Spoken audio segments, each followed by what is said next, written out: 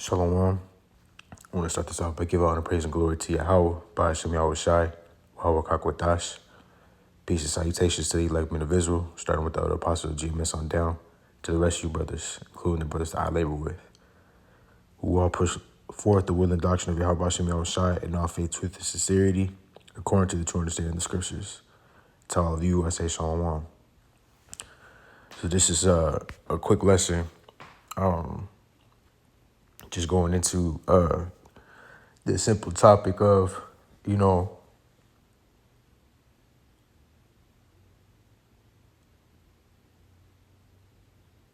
basically during our highways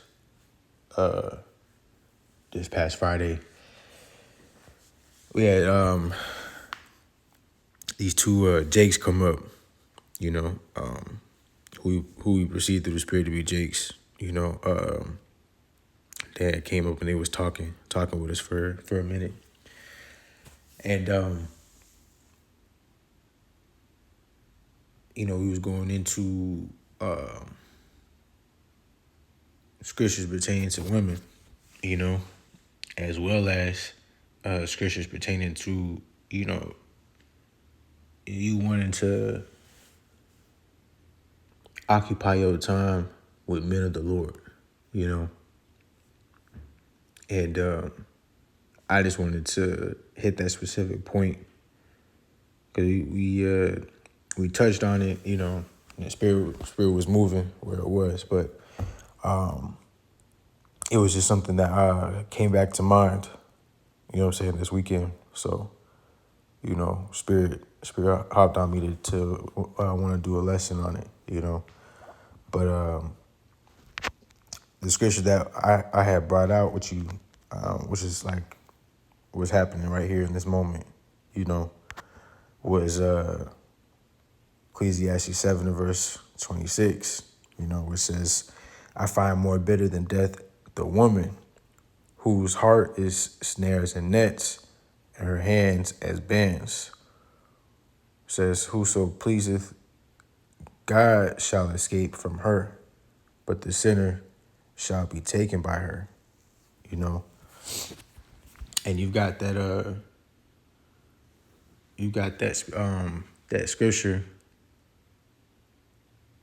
that says how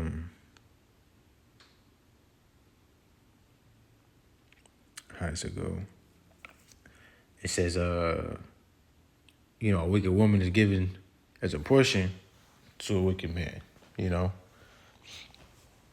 So you be a wicked man, you being a sinner, you shall be taken by her, right? And that's why it's so important to make sure that you're on point. And the Lord has set up men to help other men to be on point, That's why men are supposed to have brothers, Men of likeness and spirit, in mind, right? Which that was another scripture I got, which I'm going to grab too. But I just wanted, before I get there, because this was, Solomon speaking, right? And he's the wisest man to have ever lived, right? Also being, Yahweh Shai, right? For those that could receive it. But as you continue to read down, right, in verse 28, it says, I'm going to just continue reading, It says, verse 27, behold, this have I found, saith the preacher, counting one by one to find out the account. It says, which yet my soul seeketh, but I find not. It says, one man among 1,000 have I found, but a woman among all those have I not found. So Solomon found one good man. Slack you. Excuse me. It says, so Solomon found one good man amongst, all the men that he he's searched and seek. He found only one good man, you know, but a woman he hasn't found, you know. So for the brothers, that's new to this, brothers that's in the world, brothers that need exhortation, in some kind of regard, right? You gonna be able to get peace from men of the Lord, you know. Those are gonna be true brothers. You gonna find good peace, you know what I'm saying? You gonna be able to make yourself stronger through men of the Lord, you know. You looking to be made better, right? You know, like how they say in the world, you wanna surround yourself with people that are better than you, because they gonna help you to make yourself better. You know, it's like that. You see a man that has a lot of knowledge, a man that goes on to show through his works, you know, the Lord is with him. You know, showing that he has the wisdom of the Lord. You know, that's who you want to surround yourself with. You know, godly men. So you ain't supposed to put your trust in a woman as you are a man, because there's a slew of scriptures that talk about the wickedness of a woman. You know, but that'll be another lesson for another time, because it's gonna be more so focus on the men, right? So we gonna get Sirach 37. We gonna start at 12 right here. It says, "But be continually with a godly man, whom thou knowest to keep the commandments of the Lord, whose mind is according to thy mind, and will sorrow with thee if thou shalt miscarry." You see? So the godly man is the man that you want to be around continuously. You want to spend more of your time with men of the Lord than with your woman, you know? Scriptures say, men that have wives be as though you have none, you know? In that same chapter, it talk about, a married man tending to the cares of this world because of his wife, you know? But a man that is not married, he can put all his time and attention to the Lord, you know? So it makes sense why, for those that have wives, you are to be as though you have none, you know? That way you can stay on point in the spirit. That way you're not being distracted. That way you're not allowing things to mess with your spirit, you know? Now, that ain't to say, you turn away from your family, but nonetheless, it's just having your priorities in check, you know? Because, again, you the head of the house. You know what I'm saying? You the foundation. So if the foundation is rocky, you know what I'm saying, it ain't sturdy, the rest of the house gonna fall with it, you know? So, but one thing that came to mind through reading this scripture was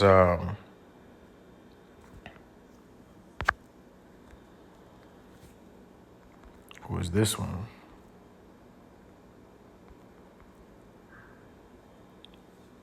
Proverbs 27:17, it says, "Iron sharpeneth iron, so a man sharpeneth the countenance of his friend."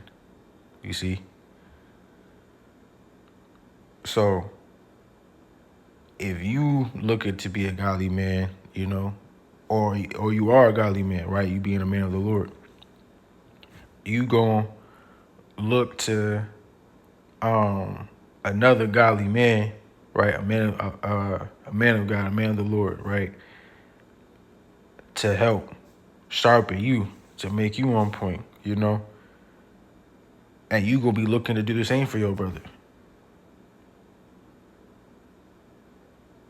because we are supposed to be our brother's keeper, right? Those of you of Israel, because obviously we know Cain being that wicked seed, you know, being then reborn as Esau, he not gonna be your keeper, you know. He not your true brother.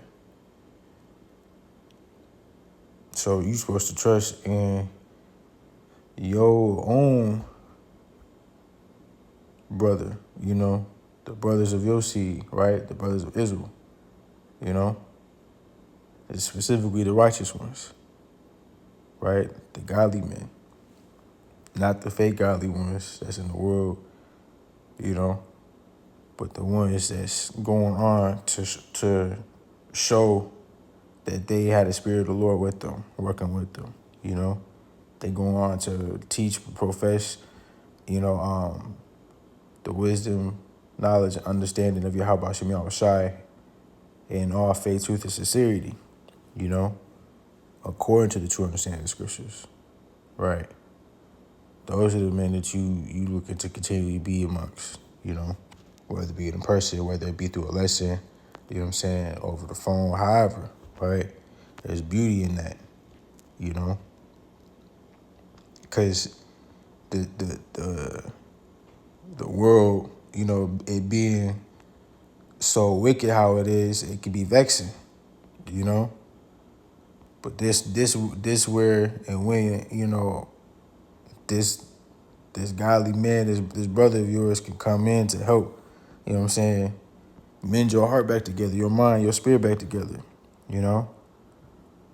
Get you back on the right path, continuing this marathon. You know what I'm saying? It's like the 5 wise virgins, them being prepared and having that oil, right? It's like in a moment that your light start to kind of like flicker, start dimming a little bit, you got the other brother with the oil telling you like, okay, hey, yo, bro, it's time to put some more of your oil in there, if you will, just using that as an example, right? To it now, again, because that oil being the word, the know-how, right? The guide. Now okay, let me turn it, put some more oil in it.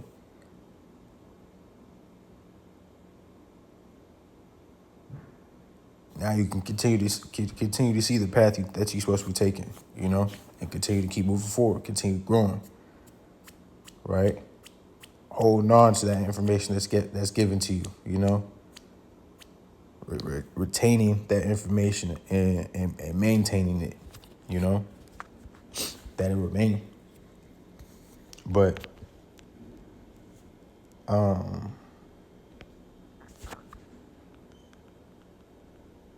this the other one I wanted.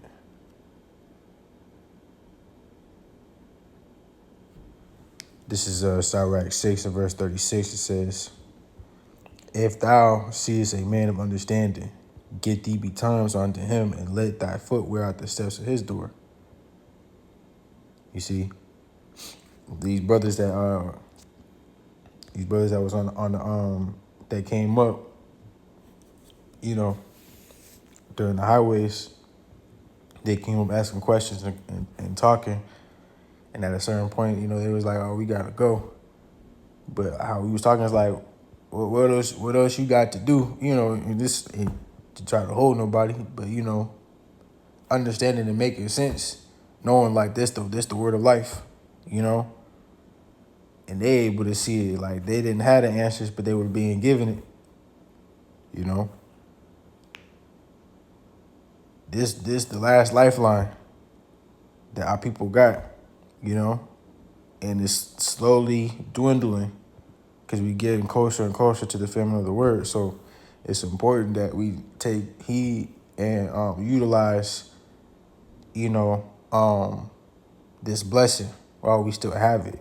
You know, this resource while we still have it, and making sure that we not playing around with it. You know, it's a beautiful thing that the Lord has set up men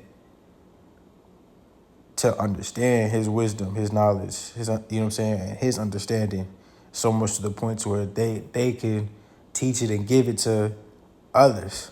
You know, this is a beautiful profession, a beautiful, you know, job. You know, being our Father's business, and it's even more of a blessing and beautiful to be a part of it. You know, just understanding how the men of the Lord are set up here to help us. You know, that ain't something to neglect. Like you really learn the beauty of a brother. You know what I'm saying? The use of another man when it comes to, you know what I'm saying, you looking to better yourself. You know, and looking to better someone else. Cause you just see the well-oiled machine, the holy apparatus. You're able to see how smoothly the machine works and flows for us all to protect and help one another. You know what I'm saying? And that's something that you want to, you know, utilize to the best of your ability while you still can. You know, that's why it says, "If thou seest a man of understanding, get thee betimes unto him, and let thy foot wear out the steps of his door." You know what I'm saying? So you always constantly looking to, you know what I'm saying, be in the presence. You know, that's like the disciples with Yahweh Shai. You know, us in likeness, and that go for, you know what I'm saying, those godly men. You know what I'm saying, starting with the other apostles and the bishops on down. Right. But verse 37, it says, "Let thy mind be upon the ordinances of the Lord, and meditate continually in his commandments." It says, "He shall establish thine heart and give thee wisdom at thine own's desire." You see? Because again, this word is going to be that oil. It's through the word that you get sharpened by, you know what I'm saying, another brother. You know? This word is what makes you hard, sturdy, you know, a fortified rock that can't be broken. So a rock cut from the same, you're a stone cut from the same rock, you know what I'm saying, it can sharpen it itself because it's the same, you know. It's like a diamond can't cut a diamond, or so like a diamond can't be cut other by any other stone but a diamond, you know. A diamond is the only thing that can cut a diamond. Like you could just look it up, you know what I'm saying? YouTube just to see, right? Like somebody trying to take like an iron hammer and smash a diamond to break it. It ain't gonna break. But if you were to put a diamond at the head of that hammer and smash and go to smash the diamond, you know, you gonna see that one diamond could break the other. You know, that's why. And when it comes to jewelry, that's what they're using. You know, they using diamonds to cut other diamonds. So it's you looking to make sure that you amongst those that's of you. You know,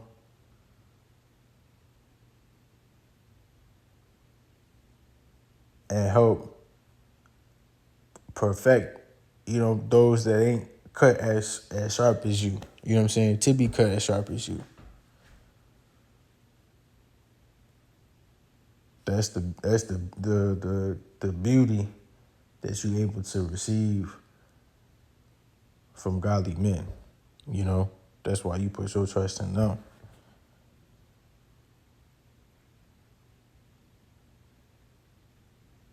So that's pretty much it. Cause I didn't want to make it too long winded. Just wanted to make that quick point. And I'll grab this real quick.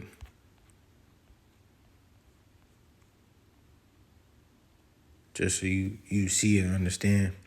Proverbs 8 verse 4 says, "Unto you, O men, I call, and my voice is to the sons of men." You see? So Lord, he speaks to men, you know what I'm saying, specifically men of Israel, right? He speaks to everybody. But in regards to being on a certain level that's over everything else and everyone else, on a level of being able to retain and understand his word, so much to the point to be able to teach it, convey it to others, is going to be our men. It's going to be those men of Israel, right? The true Israel, not just being born of the seed, but those that's of the seed that have the spirit. So that's pretty much it. Lord willing, just been edifying with that. I'm going to give honor, praise, and glory to Yahweh. Ba'ashem Yahushai. Waharakak Wadash. Till next time. Shalom.